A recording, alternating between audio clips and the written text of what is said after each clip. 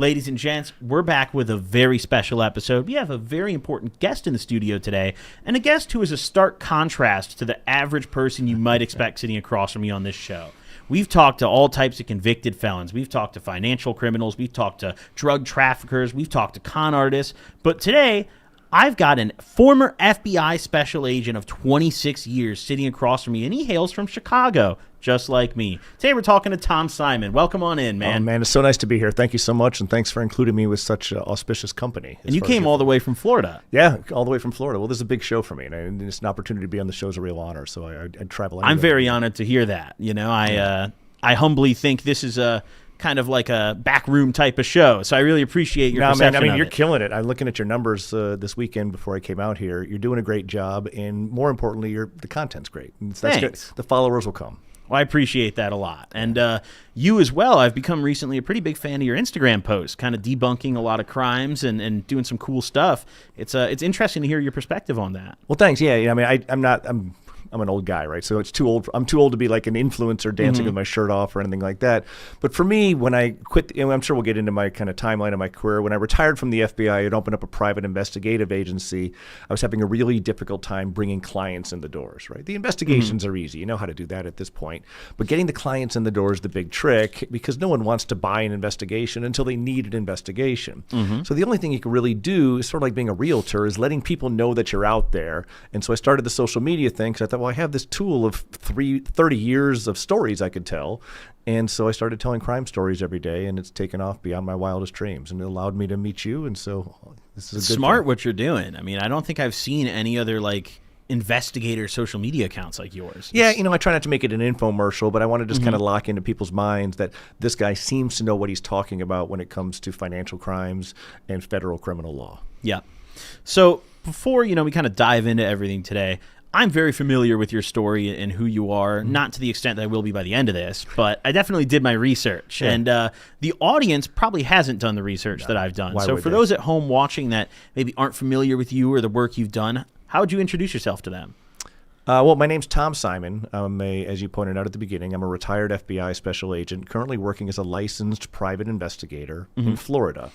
However, I work in all 50 states because a lot of what I do is financial crime investigations. And that was true with the FBI, and it's true now in my private investigative practice. And I guess by way of introduction, as a reason to do that, my profile is a little higher than a lot of my former FBI colleagues because I have a social media presence that's taken off pretty nicely for me. Yeah, I don't think I've seen any other FBI agents or former FBI agents with a following like yours. There's a couple of them. I mean, usually it's the guys who write the books that do a very nice job of promoting their books online. And so, I'm like I said, I'm just happy anyone's willing to watch me. You writing a book soon? Yeah, I mean, I like to. I don't have any. Listen, I'm a huge reader, right? I'm reading 100 books a year since I was a kid, and the idea of writing a book is really attractive to me. I have some cool ideas for it. Cool, yeah. Yeah, but the problem is I'm still a full-time private investigator right now, having to make a living, and I don't think anyone's going to give me a lot of money on the front end to write a book because that's not how publishing works anymore. So I would need. So my thought is, I'm in my 50s now. I'm going to investigate, make some money doing that in my 50s, see if I can do some public speaking or maybe some TV appearances and stuff, and then when I'm 60, maybe I'll settle down then. Then it's book time. Write the books. Nice. I like that. So kind of before you became an agent and everything, I'm curious, like, what was your childhood like? I had a really normal kind of suburban Chicago childhood. And I was a Catholic kid, went to Catholic school, played all the sports, not really good at any of them. I was on the football team, the basketball team, and all that. Do you think mostly Catholic right in the school bench. Kept you on the straight and narrow? I think theology aside, I think that discipline was good for me. For sure. And I think it's good for a lot of kids who have an independent spirit like I did. And so I needed that structure. And so, yeah, I mean, it was good. It probably cost my parents a lot of money. I mean, we were also, you came from a good suburb of Chicago. I came from a good suburb of Chicago. We had outstanding public schools there, but my dad's Catholic, his dad's Catholic, and so my family's been raised and educated by nuns since like back to the Stone Ages. So the idea of anyone breaking that chain, it wasn't going to be me. Yeah, I was just curious because my cousin, when I had younger, had gone to Catholic school, and I went to public school, and he was a very very good kid, and I was a pretty big delinquent. So do you think that was do you think public school dragged you down that road of no, of for kind of sure. drugs and partying, I or? think it was just kind of how I was when I was younger. Yeah. I just didn't like school. Yeah, neither did I, but I think we had very different reactions to that. For sure. Yeah, you were still a good student and got it done, though. I wasn't a great student in elementary and high school. I was, a C plus B minus student, and I went to Clemson University in South Carolina, which wasn't all that difficult to get into back then. It's pretty good by my standards. It's a fine school. I mean, no problem there, but it's not like, we're not splitting atoms at Clemson back in 1988. And but then I understood that college matters. College is when when the world starts actually paying attention to you, because you want to get that good first job, which will lead to other first jobs and kind of a happy life. So I really put my nose to the grindstone and learned how to study and for the first time in my life in college. Yeah, a lot of people, specifically a lot of young people out there think high school is it. They're like, oh, I got bad grades in high school. It's over with. No, there's a college for everyone, and no one cares where you go to college unless you're going to like Harvard. So I'm guessing that when you were younger, you obviously didn't always, from day one, want to be an FBI agent. Well, pretty early, Nick. Really? Yeah. So I think my first thoughts of being an FBI agent were probably around age 14, 15. Damn, okay. And so by that point, we had left suburban Chicago for the 80s. My old man got a job in D.C., so we moved to D.C., and so, and my mom was selling houses. And so she sold a couple houses to some FBI agents. And she said, hey, you know what? My son was kind of thinking about the FBI as a career. And they're like, you should do it. It was great. And like, would you take 10 minutes to just talk to him? So she dragged me in to go talk to these guys. And I would talk to them. And I asked them, I go, what should I major in if I want to be an FBI agent? They said, well, major in law or accounting. Interesting. And I go, well, what did that entail? And he goes, well, accounting's a 4-year degree. In law school, you got to get a 4-year degree and then go to law school, which is an additional 3 years. And I was like you, I hated school. And so the idea of staying in school for one extra day was just too horrible to contemplate. Yeah, that's not happening. Yeah. But the reason I think I was interested in the FBI to begin with was for all the wrong reasons. I was watching action movies and reading comic books and reading action, like paperback novels and stuff like that. I thought I would be spending 30 years jumping up and moving trains and punching bad guys' like Mission lights Impossible. out. Yeah, exactly. Jumping out of helicopters on top of bad guys and putting the handcuffs Hanging on off plane wings. All that, yeah. And we'll get into it, but the job was super satisfying, but for very different, more cerebral reasons. Damn, I mean, sounds like you were kind of destined to be an FBI agent. I don't know that I was destined to do so, but it was something. But what they were asking, the decisions I made from age 14 to age 25 were all geared toward the goal of being an FBI agent. And I think it's not a bad thing to give a young person a goal. And especially if it's a goal that if I fail that, I've probably set myself up for some decent, employment and a life thereafter. And so, so I made the decision not to use drugs. I made the decision to not that the FBI really cares if you're drinking, but I know that a lot of bad decisions arise from drinking. So I made the decision not to drink, right? Yep. And so, which I also what comes with that is there's some sacrifice, right? You're not going to be the fun guy at the party. Maybe you're not going to get invited when all your friends are getting together to play quarters. I'm dating myself, but or whatever, the beer pong today, I guess they would say. And so there's some sacrifice there, and and the decision to major in accounting, something I had no interest in, right? And the decision to study and get good grades as opposed to just kind of like loafing around and enjoying college like everyone else was. And so there were just decisions that got made geared toward the goal of becoming an FBI agent. And then it happened at age 25. So, I mean, it's really interesting to me that you mentioned law and accounting as the two big FBI degrees. And that was back in the 80s and 90s, right? It's changed quite a bit, but continue with your I think question. the average person would guess criminal justice, naturally, right? Yeah, criminal justice is not a good degree. Criminal justice and criminology they're objectively bad degrees. Okay. But more importantly, and we could argue about that. My followers, when I say mean things about those majors, jump me on Instagram. The holders of those degrees jump. Yeah, they sure do, and I get that. But my goal is not to denigrate people who have those degrees. My goal is to talk to the 17-year-old kid who may be watching this show or watching my feed, who wants to be an FBI agent, who wants to set themselves on the right path. And criminology and criminal justice do not. The FBI really doesn't.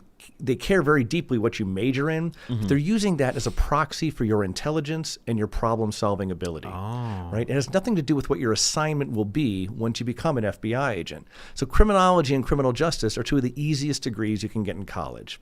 Maybe the easiest degrees. Interesting. And so it doesn't really. So while there may be geniuses with those degrees who are studying that, they're not setting themselves apart from all the dum-dums who are also studying that because it's an easy degree.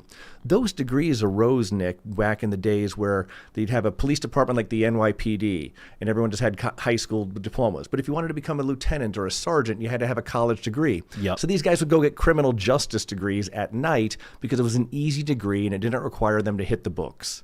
Right? So that's what those degrees exist for. But colleges are money machines. And so what's happening now is colleges are offering criminology and criminal justice degrees to young people and lying to them, telling them they'll be qualified to be FBI agents if they go down that path. And it's just not true. That's fascinating. I mean, just from someone who didn't even go to college, I would immediately assume criminal justice. But it's interesting that it's an outdated degree. I think it's not so much outdated. It was never indated. The FBI and every law enforcement agency wants you to come to the table with problem-solving skills and maybe some technical skills. You know, something that maybe you know something about chemistry or biology or computer science or engineering or accounting or finance. And then they're going to send you to an academy. The academy is going to be where you learn to become an FBI agent or a cop. The idea that you're going to learn that from age 18 to 22 in a classroom at University of Virginia is just goofy. It's not going to happen. Yeah, it's not feasible. Right, exactly. So what are some of the – it sounds like the FBI looks more for specific traits in people or things that stand out from the rest of the group. Yeah. What are some things that the FBI looks for in a recruit? Okay, so right away they're looking for the FBI has core competencies, they call it. It'd be like being organized, being able to plan, being able to prioritize, being able to juggle multiple projects at once, being able to behave ethically. If you have that ethical decision, if you can steal that $50 sitting there in someone's drawer during a search warrant and no one would know, do you do it or do you not do it because it's the wrong thing to do, right? We're trying to drive at those type of people who we don't need to police 24/7 and look over their shoulder because they're just not the type of people who are going to do unethical things. Yeah, they have that agency. And the other thing, it would be dealing well with others. I mean, in any law enforcement job, and I think this is where police often fail in America, the interpersonal skills, the idea that building a rapport with someone and showing some empathy for them and having a back and forth and active empathetic listening is going to get information from people much more so than kind of being a hard-ass cop. And so the people who've kind of mastered those skills of interpersonal relationships are very attractive to the FBI. So when the FBI is finding these people that have these traits that they like, how are they going about it? Are they more so scouting people out? Do people apply to the FBI and then? Yeah, that's one of those myths that I like to debunk about the FBI is that people are recruited. Like you wake up one morning and there's like two guys in suits standing. That's how I imagine it. Standing at the foot of your bed saying, "Nick, we need you. Get out of bed. We're taking you to the academy." No, it's like any government job. You go to FBIjobs.gov and you apply. Interesting. But the FBI had once, and they get hundreds of thousands of applications a year, some of which are serious, some of which are goofballs. And the first blush they're doing is to take a look and seeing, is this person educated? Does this person have a competitive four-year degree in something substantial? And we could talk about what that is if you wish. And do they have relevant work experience? No one's going into the FBI as an agent right out of college. It's a second career for everybody. The average starting age of an FBI agent is 30. And nearly every FBI agent is taking a cut in pay when they go to work for the FBI. Interesting. But every FBI agent at the end of the day knows that's the most stable job they're probably ever going to. Well, yeah, I mean, you hope the company's not going out of business, right? And it's a job, and it's one of the few jobs out there that still has a pension. So but no one I think is joining the FBI to get rich. If you are, you've really got your head on screwy. Yeah, there's for sure a patriotic element to joining the FBI. It's like, hey, I want to help my country out, I think. There's that. I mean, you want to keep Americans safe. But beyond just sort of the emotion of it, just a moral compass, right? The idea of right and wrong. The idea that maybe we're going to stand up to bullies and the people who are going to pick on the weak and helpless, we're going to be there for them. Karma's real. Yeah. Well, it's making sure that if the universe doesn't drop some karma on them, maybe the U.S. Department of Justice can. Nice. I like that. I like that a lot. So getting out of college, I mean, obviously you didn't immediately join the FBI. No. What did your work experience look like? Yeah, so I graduated with an accounting degree, and then I passed this certification test that accountants pass to make themselves certified public accountants. And I got a job with a big accounting firm, one of the biggest, actually at the time it was the biggest accounting firm in the world. It was called KPMG. Nice. And so I went to work for them. They said pick a city. And at that point, I had moved away from Chicago when I was 11, and then spent my teen years in D.C. and then college in South Carolina. I thought, what sounds good? Chicago sounds good. Yep, and so best city in the world. Had them send me back to Chicago. I was working right there at Wacker and Michigan Avenue. Nice. With a big accounting firm. And it was great. I really liked it a lot. I had some of the best friends I met in my life. I met at that accounting firm. And then 3 years later, the FBI opened their doors, and it was time for me to apply.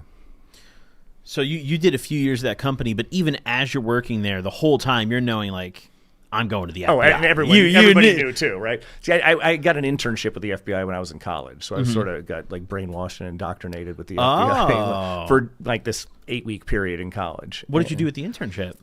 It's funny.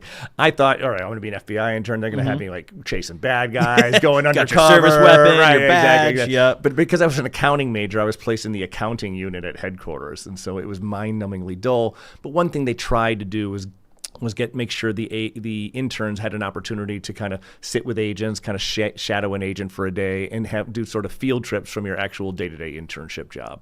And the biggest thing that the FBI uses the internship for, as far as I was concerned, was they have now, there were 50 interns when I did it, 50 people that they know can pass the background check. Because you walk into the internship with a top secret security clearance, and then you're going to go work somewhere, and then they really want you to come back and apply to the FBI. So a handful of us did from the internship.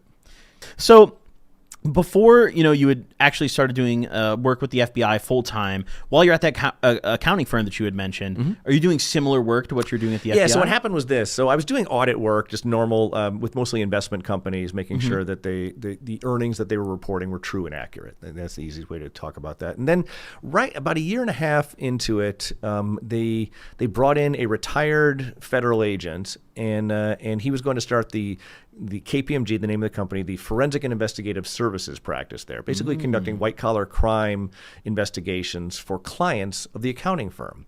And so like his first day there, I'm at his office, at his doors, introduce myself. Yeah. Say, listen, I want to be a FBI agent That's as your my next job. But there's no guarantee that that'll happen. And I was an FBI intern, and I have kind of an investigative mind. Would you be willing to kind of take me on as your staff person in this practice that you're starting? And he said, yeah, as soon as we get a client. And so, but eventually clients started coming in the door, and he started dragging me over from the audit practice into the investigative practice. And I got to tell you, it was a great experience. I was out there conducting investigations as a 23, 24-year-old kid, knocking on doors. No one gets arrested. But it's very similar to what I do now as a private investigator. I mean, that was investigating financial crimes at age 23 and a half for, That's really interesting, the biggest accounting firm in the world. I was picturing you pre-FBI just holed up in an office sitting there like, let me out, like let me in the FBI. That clearly was happening also. For right? sure. Yeah. But it gave me a nice safety net because, again, even in the best case scenario, a lot of things need to break your way for the FBI application process to work out for you. There has to be congressional funding. You have to be exactly what the FBI is looking for. You have to perform really well at that interview, stuff like that. And so there's a lot of really good candidates who just don't get the job for a variety of reasons. Having that job as a private fraud investigator at that young age gave me a sense of comfort that if for some reason the FBI shouldn't work out, all is not lost. Yep. And I could have a fantastic career doing what I knew I wanted to do, and that's conduct investigations. Yep. So what does the FBI interview process even look like? Yeah. It takes about a year, and it's long and frustrating and horrible and abusive and but not in the ways you'd think. So it starts out with just an intelligence test. So they bring you in, you take an intelligence test. About half the people pass, half the people fail, and then they have a meet and greet where they review your resume and make sure your degree is something that they consider competitive, making sure your work experience is something they consider competitive, and a one-on-one person. Sorry, hit your microphone. Oh, you're good. And then a one-on-one meeting with the guy who's your meet and greet evaluator, which I used to do, an FBI agent, talks to you, kind of gains an understanding, gets a feel for you, and then either gives you a yes or no about whether you go to the next stage of the process. And the next stage of the process is a physical fitness test. They bring you to like a high school at 6 a.m. with like a dozen other applicants, and they want to see you do let me think this through. How many sit-ups can you do in 1 minute? How many unbroken push-ups can you do? Oh, I'm fucked. How fast can you run 400 meters, I think it is. Okay. And then, 400. And then how fast can you run a mile and a half? The trick, though, is that these things are all back to back to back. There's not like a sizable rest time between them. So it's really sounding like just endurance tests. Yeah. Strength and endurance, right? Yep. Push-ups are arguably for sure, strength. Yeah. And so, it used to be now like 90% of the people are failing. Oh, wow. When I went through, everybody was, which doesn't make sense to me. I get that people aren't in great shape, or people are very busy and don't have time to work out, or there's, I'm sympathetic to all that. What I don't get is why you would show up for a physical fitness test that you're going to fail. Yeah. And so that's weird to me, that like I made goddamn sure before I went to that test that I was giving myself that test, because it's not a pop quiz, like several times a week in the month leading up to me going into it. But that's the next thing. So if you pass the physical fitness screening, the next thing you do is you go to what they call the phase 2 interview. It's a panel interview that lasts for 1 hour with 3 agents kind of firing about 13 questions at you for you to answer. And then you leave the room and they grade you, and you find out if you passed or failed. You also take a written test to make sure that you can write in complete, beautiful, well-written English. Mm-hmm. You pass that, next thing you have is a polygraph test. Oh, boy. Yeah, so they give you a lie detector test, and they're really focused on, are you in compliance with the FBI's drug history policy? Did you tell the truth on your application? And are you a spy, and are you a terrorist, right? And so they're not looking to find out if you stole a candy bar in 2nd grade or anything like that, but the big stuff. What is the drug history policy? Okay, yeah, I can talk to you about that, because I know that your that really piques viewers my interest. Okay, so. Yep. Let me tell you what it was and what an impossible situation it was. Oh, boy. Okay, so it used to be that you could not have used marijuana in the past year or any more than 10 times in your life or something like that. Or maybe it was 20 times in your life. It was some relatively high number. Mm-hmm. And so what happens is, and you may have heard of this, people who use drugs aren't necessarily logging it in about how many times they've used it. And so we would get these applicants, and perfectly reasonable applicants, who were like, yeah, I smoked weed in college, and was it more or less than 10 times? They're like, I don't know. I have no idea. I mean, there was quite a few parties, but not every party I was smoking. Maybe sometimes I just passed it on. And so what was happening was just making liars out of our applicants. Yeah. And so then the FBI got more reasonable, I would argue, and said, listen, just not within the past year, right? And again, we still run into this problem that marijuana is technically a Schedule I narcotic in the federal system of criminal justice, right? I don't think that's right. I think they should change it. I think they should fall in line with the states and and let the chips fall where they may, but I don't get to make those rules. Yep. And so the FBI landed on, and so, it's legal in Colorado, it's illegal in Louisiana. And so it's just a messy situation we have. And so the FBI just said, just not within the past year, right? And then, and not having used any other drug other than marijuana in the past 10 years. So that one's a little more serious, and never, ever having sold it even for reimbursement. That's the current FBI drug policy. Okay. That's actually a lot more fair than I thought it was. It allows for the fact that sometime when people are young, they're experimenting with stuff, they're into things that maybe they grow out of over time. And if there's a decent period of sobriety in there, then people deserve a chance. Yeah. And we would be running off a lot of otherwise qualified candidates for being just stick in the mud, saying no one can ever have been young. Yeah, just making mistakes, Yeah, Yeah. How frequently would you say people are lying about their drug use on these applications? About 50% of the time. Oh, wow. Yeah, because what happens is when you're polygraphed, you're asked about it. Yeah. And if somehow you beat that, you know what's going to happen? There's going to be a background check later in the process where all your stoner friends are going to tell on you. And so it's not worth your time to try to beat the system by lying to the FBI in a polygraph and on written applications. There's just no upside to that, because you may be disqualifying yourself from other jobs in the government that require a top secret security clearance. Now you're on record as a liar. It's just best to tell the truth. That's really bad. Best to tell the truth, or just wait out the amount of time you need to wait out before you apply. It's, again, there's tons and tons of FBI agents who have a history with marijuana and they're fine agents. Yeah, and I mean, nowadays, that's probably just going to become more and more common. So something you had said earlier that really caught my attention was you talked about how during the FBI background check, your friends are going to snitch on you. And when I think of a background check, I just think of you looked at my court records. Yeah. How deep is an FBI background check? It's like a proctology exam. I'm not going to lie. Really? It's real. Because we're giving you a top secret security clearance at the end of this thing. So it's really important that we get it right as an agency, so we don't bring people in who are spies or terrorists and stuff like that. So they're looking at your criminal history. They're looking at your credit score. They're looking at all the places in the U.S. you've lived and every job you've had, and then they're dispatching FBI agents and FBI investigators all over the country to go knock on the doors of those people who you worked with and your former employers, and to ask them, was he a good employee? Did he seem to be financially responsible? Any indication of a drug problem, alcohol problem? Was he honest? Would you trust him with national security secrets if you were in a position to make that decision? Things like that. And then from that, all these little tiny reports get compiled into a big report that FBI headquarters takes a look at to kind of give the thumbs up or thumbs down to this person. Are they a national security risk? Are they? Is this a person who's going to be a problem employee because they've been a problem employee in their last 10 jobs? Or is this person going to be easy to work with and honest?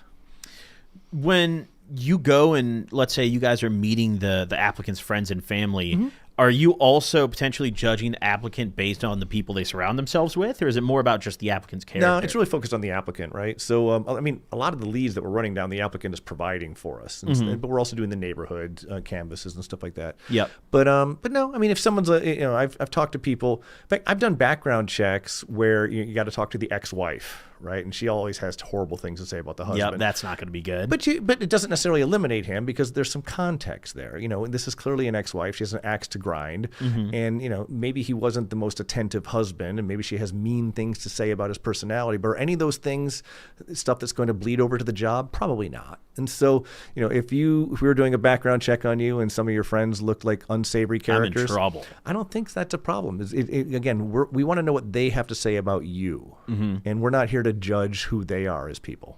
So the FBI, they're digging into your background. They're showing up at your friends and family's houses. It's just the people that you give them as references, though? Or are they no. Okay, so you're going to supply them with some leads to start out with, and then the agents who are conducting the background investigations need to develop their own leads, they call that. Okay. And so they're going to be talking to neighbors all the time, and they're going to be talking to, you're going to tell them where you worked in the past, and then they're going to go there and find out, is your supervisor still working there? If the answer is no, then human resources will generally serve up people who worked with you in kind of proximity who could speak about your character. And so you're developing your own leads, and you're always asking people, is there someone else I should talk to who you think might know Nick really well, who could tell me a little bit more about what he was like back then, that type of thing. It's thorough. Again, it's also one of those things where it's most people freak out about it, but most people are fine. By the time you get to that stage of the process, you pass the polygraph and all that, very rarely is the background check going to eliminate somebody from consideration. What was like the worst background check you've seen? Have you ever seen someone just get a horrible performance on that? They're a terrible neighbor? I'm trying to think. None that I conducted. I kind of avoided doing those because between you and I found it kind of boring. And so I wanted to, I didn't really go into the FBI to kind of screen candidates for sure. jobs. I wanted to catch bad guys and put them in prison. So in my life, I've probably only done 5 or 6 full background checks that were mine. And most of those were presidential appointees. Only a couple of them were agent candidates because people, if you're nominated to be on some, Secretary of Education or Assistant Secretary of the Treasury or something like that, you have to get a background check. And it's the same background check, but you're not necessarily coming out of it with a top secret security clearance. The client for the FBI is the White House in that situation, and they're making a decision about whether they truly want to hire this person. Interesting. Well, they don't want to name somebody secretary of whatever and then find them in bed with a live boy or a dead girl a week later. So they use us to kind of screen the candidates. And I had some presidential appointee applicants who had some bad history. Nothing that like shocks the conscience, like mostly drugs, honestly. Okay. And stuff like that. And so you submit that information to the White House, and either the White House gives a shit or they don't. I have no dog in that fight.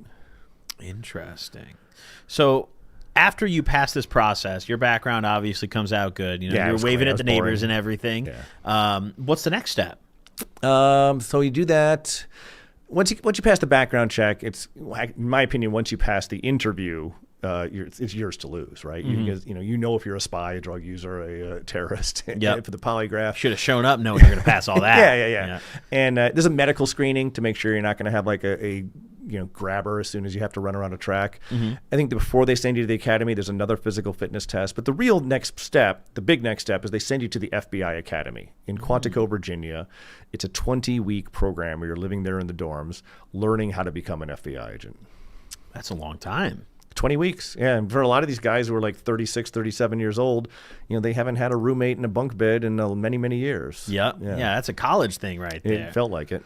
So what's the boot camp like? What are you doing there? It's a mixture between law school and boot camp, right? And so you're learning investigative skills. You're learning how to shoot. You're learning how to fight. A lot of physical fitness. You're learning constitutional law, interview and interrogation, and being evaluated along the way. For me, I was never in the military or police officer, so learning how to shoot was kind of eye-opening. I hadn't really handled a gun much, and so that was kind of the challenge for me. But other people who were former military or former cops, maybe the academic stuff in classroom was more difficult for them, or maybe the guys who were older who hadn't been kept in the best shape, the physical fitness stuff is just really bringing them to the edge of death. So everyone has their challenges while you're there. But at the end of the day, you're learning cool stuff. You'll like this. On campus at the FBI Academy, there's a town. It's a little city. It's called Hogan's Alley. Okay. And there's a motel, there's a Subway sandwich shop, there's a bank, there's a movie theater, there's a trailer park, there's nice townhouses. It's a nice little town.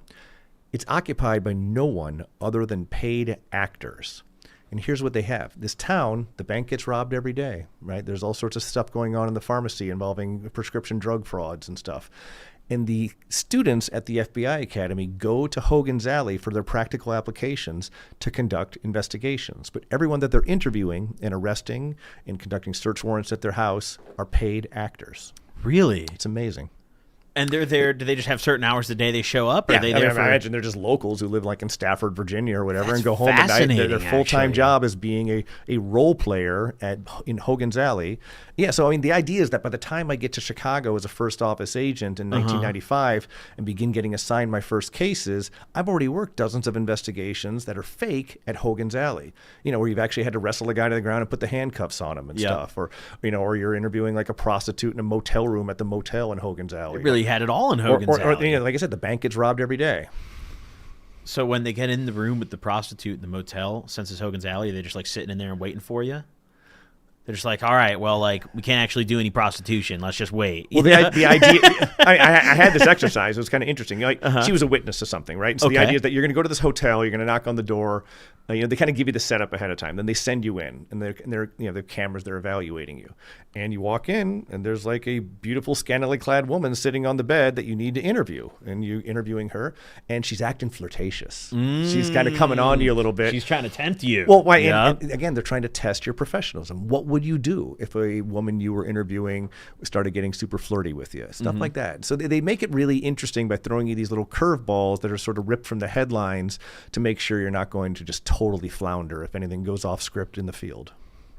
This is really fascinating to hear about because in a lot of ways it kind of is what I imagine. Yeah, mean, again, the FBI has the benefit over a lot of police departments of just having a massive budget. And so, J. Edgar Hoover, the founder of the FBI, he was a bad guy in many ways, but one thing he did do right was professionalize law enforcement in the U.S.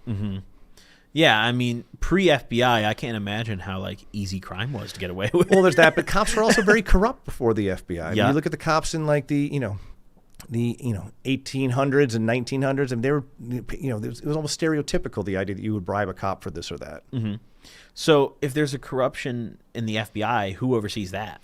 Okay, so we've had it. We had an agent named Robert Hansen. I've read a lot was trading secrets. Yeah, he was stealing secrets from top secret stuff and selling it to the Russians as an active FBI agent at the same time that I was working. And so, but if it's day-to-day corrupt, if there was an agent who took a bribe or an agent who did something inappropriate or assaulted a woman or something off the charts, the FBI has an internal affairs division called the Office of Professional Responsibility, and they're absolutely brutal and terrifying, and they rip agents to shreds. And I was very, very happy to, one, not ever work for them, and two, never ever to be in their crosshairs. Yeah, that sounds like a spooky office to be in. Well, I mean, it's important, right? I mean, I'm not saying they shouldn't exist. I'm saying, agents need to have, all law enforcement officers need to make sure that they're being looked after by some higher authority that's going to make sure they don't do something unethical. For sure. And so I appreciated what they did. Like I said, I was just happy to never get crossways with them. Yeah, you stayed long away from that. Yeah. So kind of taking it back to your early days, once you had finished the academy in Virginia, Did you choose Chicago or did? Yeah, see, the way it works, Nick, is funny. It's your second day at the academy, the second day of 20 weeks. You have to give them a list from 1 to 55. There's 55 field offices in the FBI. It's basically the big 55 cities in the U.S. And you need to rank them from 1 to 55, from where you'd most like to go to where you'd least like to go. And you find yourself doing that, and a lot of guys having conversations with their husbands and wives and stuff like that. The top 10's pretty easy. Bottom 10's pretty easy. It's that middle 36, or at the time 37. Now it's that was the real pain in the ass. And so you do that, and then in your fourth week at the academy, they get your whole class together. It's like the Oscars. They hand you, everyone goes to the front of the class one at a time, alphabetical order. They hand you an envelope. You open it, you look at it, you go, and they look into a camera that they always film it because it's kind of funny. And they go, I'm going to Anchorage, Alaska. And then the next guy gets up there, opens his envelope, and goes, I'm going to Lubbock, Texas. And so it's always sort of interesting. I got sent to Chicago. Do they put together like a little collage of all you guys saying it into the camera or something? Yeah, it's available. Just internally, I'd imagine. Oh, no, they also say, they make you say what your first choice was and then what you got. Like, my name's John. I'm hoping to go to Lexington, Kentucky. Then he opens it. I'm going to Los Angeles. And so it's just this, and you can usually tell pretty quick whether or not they're this happy about that. constant stream of disappointments. So, typically, how far down the list should you expect to actually get sent to? I've known people who've gotten their 56th choice. Really? Yeah. But here's the thing. And the dirty secret is that they want to know what you want, and they're not looking to disappoint you. But the real thing, the biggest factor involved in what office you get as a first agent, your first office as a new agent, is the needs of the FBI, right? And that's really just a head count thing. Let's say Los Angeles Division has 500 agents. But let's say right now they're supposed to have 500 agents. But let's say they have 470 because people retire, people transfer, people get promotions to headquarters. They're down 30 agents. That's a lot to be down. And so maybe this next couple classes of new agents is going to be the easiest way to fill those empty slots. So people contact me all the time, say, hey, I'm getting ready to go to the academy. What do you think my chances are of getting Milwaukee? And I would say it really depends on who has left Milwaukee in the 45 days before you got to the academy to create a void that you can fill. So it's really hard to game the system and try to figure out where you're going to be. How high up was Chicago on your list? Chicago was my number one choice. Oh, wow. Chicago had a giant deficit of agents for that very reason, ton of retirements. The FBI was also coming off of a hiring freeze at the time, so they hadn't hired any agents in 3 years. What was the freeze for? Congress hadn't given them money. It's always it's always some battle between the FBI, the president, and Congress. Whatever. I got no dog in that fight. Yeah. And so I knew for a fact that Chicago was way understaffed. And even though I was applying from Chicago, I put Chicago number one and I got it. That has changed. Now you will never, ever go back to the city through which you applied. Oh, really? Rather, you'll never go back there as your first office. Maybe later in your career you could transfer back there, but they just don't send you back home. Why is that? I don't know. I mean, I've heard the theories. Sorry. Let me Oh, you're good. this out. You need a tissue or something? No, I'm good. Just talking too much. Getting off a dry plane. I'm sorry, guys. Hope you can edit this out. Oh, you're all good. I don't think we need to edit it. I don't think anyone really cares, you know? No, drop a like, drop a sub. I don't know. Buy some only gas. Do whatever you got to do. Buy some merch. All right, let me try that answer again. The reason the FBI doesn't send new agents home, the legend is that they want them to have a new start. They want the FBI to kind of own them. They don't want them to be hanging out with their douchebag friends from high school who may be getting them into trouble. That's the theory. I don't know. I think it's one of those things, like a lot of things in life, where every generation's like, well, I didn't get sent back home. Why should we send the new guys home? And it just sort of it rolls downhill from there. Yeah. But I was a very rare guy in a very rare window of time where they were sending people back to their home office. So I got to go back to Chicago. You got lucky. I did. It's a great city. Good. A lot of crime. I miss it so bad. It's a wonderful city. God, I miss it. I don't, I want a little more than the 90 days of summer we get. But other than the weather, it's a world-class town. I hate saying it. All my comments, every time I bring this up, they're always like, oh, you're so ungrateful. I would trade the Chicago weather all 4 seasons for this any day of the year. Really? Any day of the year. Not me. I hated the winter. I get so bored of this 70-degree year-round weather. All the comments I know immediately, 70-degree year-round, you're complaining. I got off the plane. It's so perfect here. I can't stand it. I want snow. I want to open my window and have snow pouring, thick snow. The roads are slippery. Maybe there's a car accident. You're from Chicago. I'm from Chicago. You know goddamn well that snow is only white. It's going to be gross and muddy and brown. It's only white for 48 48 hours. But I then still then love it's it. like black snow everywhere. I still love it. I want to suffer through it because it's just fun. It's something different. Yeah, and I get it. I mean, visually it's wonderful, but having Beautiful. if you got a heated garage, maybe it's even better. But having to dig your car out of a parallel parked on Belmont Avenue, I don't miss digging my car out of snow. Yeah, but you're on your own. yeah, and the rust too. Oh my God. Yeah, the beach is no treat for that though. True. The salty air eats all my metal up. I stay away from the beach though. I don't go outside enough, so I don't have to worry about that issue. So